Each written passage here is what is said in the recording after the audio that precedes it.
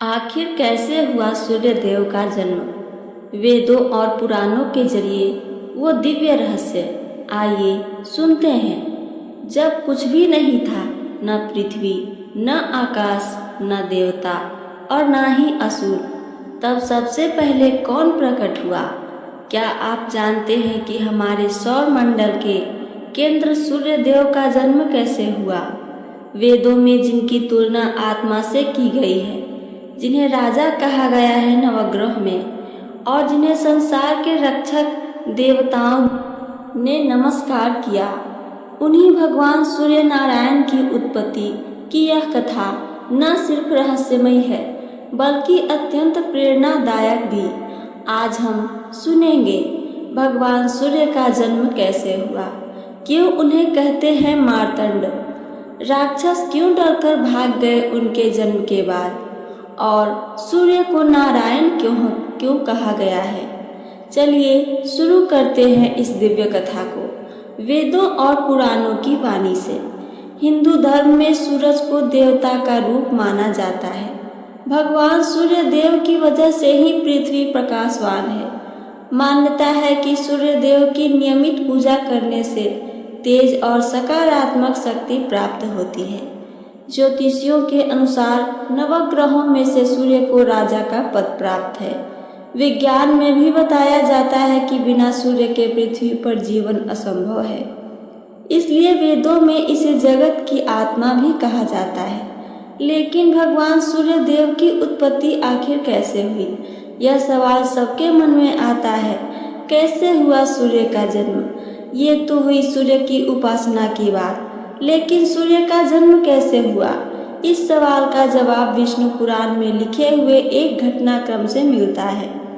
विष्णु पुराण की कथा कहती है कि जब कहीं कुछ नहीं था, तब उस विराट पुरुष, पुराणों में भगवान विष्णु को पहले विराट पुरुष कहा गया है, उनकी इच्छा से दूध जैसा सफेद एक सागर बना। उस क्षीर सागर में पीपल का पत्ता बना और इसी पत्ते पर एक शिशु लेटा हुआ दिखा। यह शिशु अपनी ही इच्छा से विकसित होता गया और पूर्ण पुरुष बन गया। उसके 4 हाथ थे और सिर पर नागों की छाया थी। उस विराट पुरुष ने आंखें खोली तो नेत्रों से निकला प्रकाश सूर्य बन गया। मन से बना चंद्रमा, कानों से ध्वनि और उसकी सांस लेने की इच्छा के कारण ब्रह्मांड प्राण वायु से भर गया। यजुर्वेद में इस पूरी प्रक्रिया का वर्णन इस श्लोक में मिला। चंद्रमा मनसो जात चक्षो सूर्यो अजायत श्रोता द्वयुश्च प्राणश्च हृदयात्स वर्मिदं जयते। भाव, उस विराट पुरुष के मन से चंद्रमा, चक्षु यानी आंखों से सूर्य, श्रोत्र से वायु तथा प्राण और हृदय से यह संपूर्ण जगत उत्पन्न हुआ। एक अन्य पौराणिक कथा के अनुसार ब्रह्मा जी के पुत्र मरीचि और मरीचि के पुत्र महर्षि कश्यप का ब्रह्म विवाह प्रजापति जगदक्ष की कन्या दीति और अदिति से हुआ था। अदिति इस बात से दुखी थी कि दैत्य और देवताओं में आपसी लड़ाई होती रहती थी। तब अदिति ने सूर्य देव की उपासना की। उनकी तपस्या से प्रसन्न होकर सूर्य देव ने पुत्र के रूप में जन्म लेने का वर दिया। कुछ समय बाद अदिति को गर्भधारण हुआ, जिसके बाद भी उन्होंने कठोर उपवास नहीं छोड़ा। महर्षि कश्यप इस बात से चिंतित रहने लगे कि इससे अदिति का स्वास्थ्य पर बुरा प्रभाव पड़ेगा। महर्षि कश्यप ने अदिति को समझाया। तब उन्होंने कहा कि संतान को कुछ नहीं होगा, क्योंकि ये स्वयं सूर्य स्वरूप हैं। कुछ समय पश्चात तेजस्वी बालक ने जन्म लिया, जिन्होंने देवताओं की रक्षा की और असुरों का संहार किया। सूर्य देव को अदिति भी कहा गया है, क्योंकि उन्होंने अदिति के गर्भ से जन्म लिया।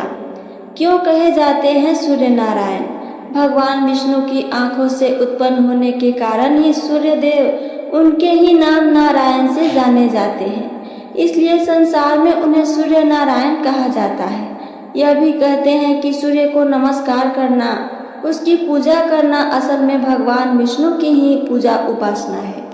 यही वजह है कि देवताओं में सूर्य को सबसे श्रेष्ठ और नारायण की तरह ही सम्मानित बताया जाता है। हालांकि देवताओं के राजा इंद्र हैं, पौराणिक कहानियाँ कहती हैं कि इस पद अलग अलग समय पर अलग अलग इंद्र रहे हैं। सूर्य को उन देवताओं में शामिल बताया जाता है जो इंद्र की सभा में बैठते हैं। इसके बावजूद कई कहानियाँ ऐसी हैं कि जिनमें सूर्य की जगह देवताओं में सबसे अलग और ऊंची रही है। मार्तंड नाम कैसे पड़ा सूर्यदेव का? इसी पुराण में सूर्य का नाम एक नाम मार्तंड भी लिखा गया है। मार्तंड को आप मातृ अंड कह सकते हैं। असल में जब अदिति ने सूर्य उपासना करके उन्हें गर्भ में धारण कर लिया तो वह हर दिन सूर्य देव की उपासना में कठिन व्रत करने लगी। एक दिन उनके पति कश्यप ऋषि ने उन्हें समझाते हुए कहा कि इतने कठिन व्रत अनुष्ठान गर्भस्थ शिशु के लिए ठीक नहीं है। ऐसे में अदिति ने अंड रूप में गर्भ में पल रहे शिशु को योग बल से बाहर निकाला।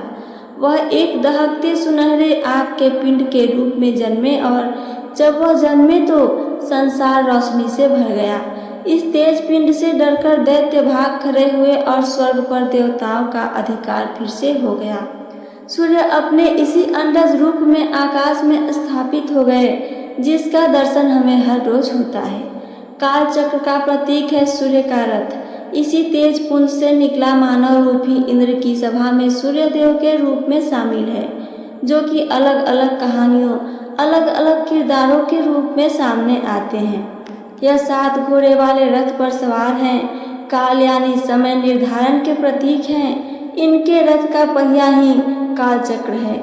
यह दिन रात के कारण है और मौसम जलवायु वर्षा के समय और उसकी मात्रा को भी तय करते हैं। वेदों में सूर्य के इसी रूप को विवस्वान नाम भी मिला है।